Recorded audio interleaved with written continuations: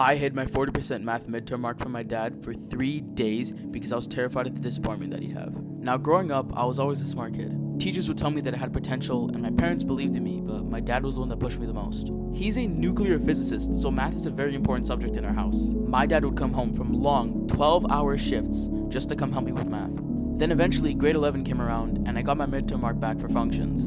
40%. I quickly shoved the grade into my backpack and told myself that I'd figure it out later. But I knew that eventually my parents would find out. Eventually, my teacher emailed home, and I just couldn't hide it anymore. So I handed my dad the test, and he looked at the grade. What surprised me was that he didn't yell, he didn't lecture me, he just looked at it and then walked away. And somehow that hurt a lot more than when he got angry.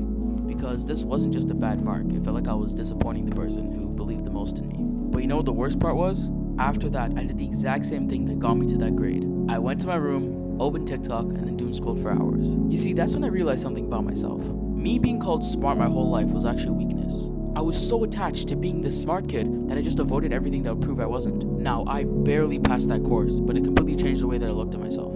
I stopped trying to prove to myself and everyone else that I was smart, and just started trying to become someone that actually earned success. Anyways, if you can relate, drop a follow.